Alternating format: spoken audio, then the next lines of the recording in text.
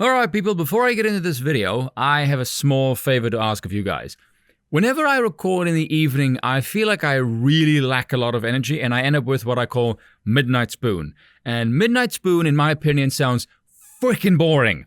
But I don't know, maybe that's my bias. Maybe people like it when I'm more mellow and laid back. So, as an experiment, I'm gonna release two versions of this video, and I'll link a poll to the community tab, and you guys tell me which version you prefer. Anyway, on to the video.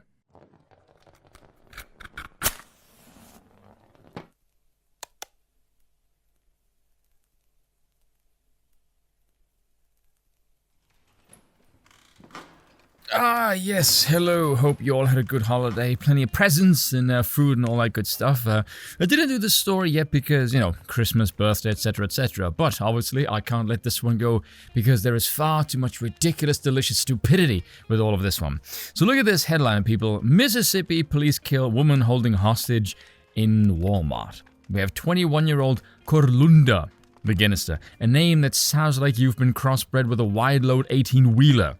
Tell me you come from a single motherhood household without telling me you come from a single motherhood household. I've had conversations with black people about this. This is a stupid single motherhood gimmick of, I want my kid to have a unique name. And then everyone has a unique name, so the one thing everyone has in common is you all have a stupid name. Holding this woman on the right hostage at gunpoint. Now, let us try, ladies and gentlemen, to have an honest conversation here. Because you can already guess the outcome of this story based on the information I just gave you, if the headline wasn't already a dead giveaway. No pun intended. Oh, systemic racismus, those white supremacist police officers, and cue the bucket load of the dimwits who've never held a gun in their entire bloody lives, who think police officers are some bizarre mix of Terminator and Robocop who can VATS aim a gun out of somebody's hand. This isn't a movie, they aren't armed with knockout rounds like Splinter Cell for heaven's sakes.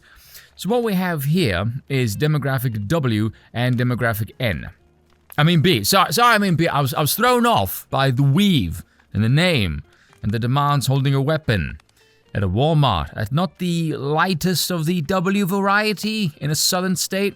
And of course, not being all that crisp, refusing to listen to the police officers who are advancing towards them with guns drawn, and it was obviously only ever going to end one way. Yes, tragic waste of life. However, here is the honest truth about this kind of a situation. The reason why these scenarios get mocked and ridiculed constantly online is because it is dripping with stereotypes from every pore. Look at the variables involved here. You damn near couldn't make this any more stereotypical if you tried. This is apex caricature of Americana culture. If you showed this story to anyone outside of America who was even vaguely familiar with her culture and customs, they would just sigh and go, yep, that's America for you. Wouldn't even faze them.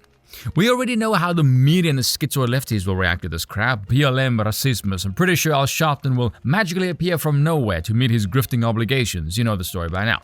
Now, what is usually the first thing that comes to mind with a story like this? Not that, I can't say that here, although yes, because we all know the way the narrative must be framed, ass backwards up against the wall, upside down in a gimp suit.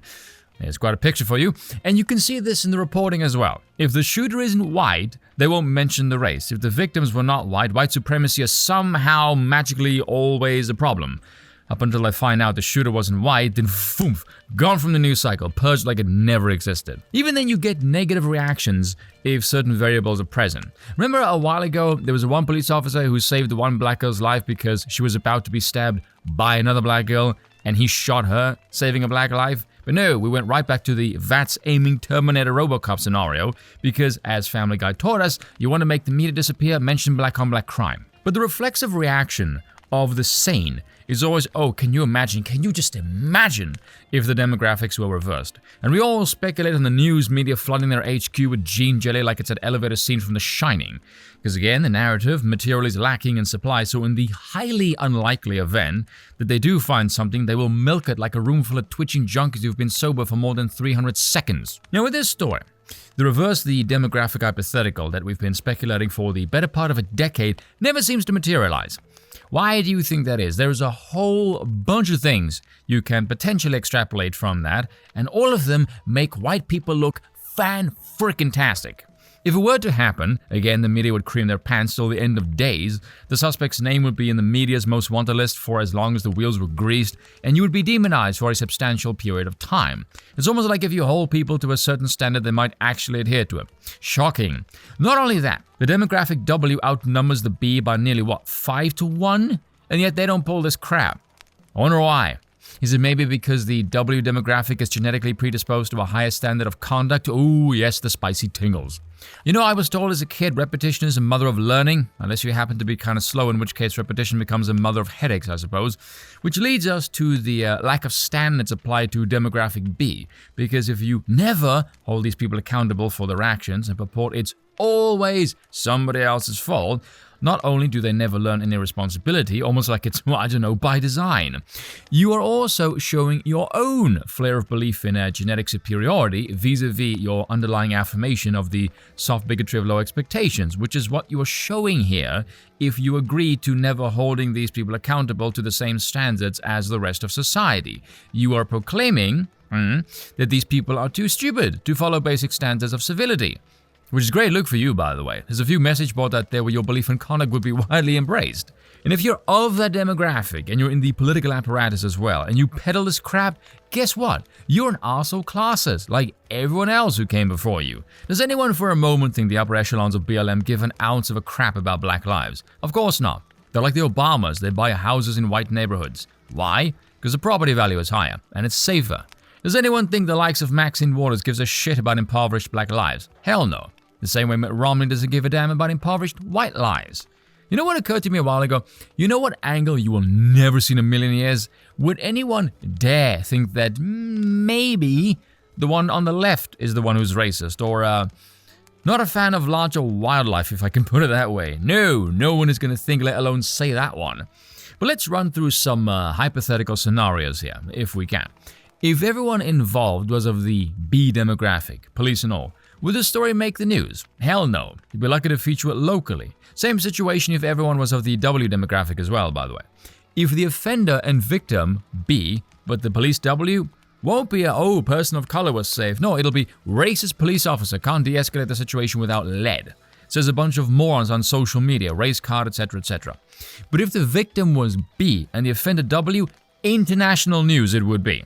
Which should tell you the media does not give a damn about any demographic unless it fits the narrative. The life of the victim is completely irrelevant unless the offender is the demographic W. That should make people pause and realize how utterly disgusting the media really is. That if you're a person of color, your untimely death is only of note if it can stir racial animus.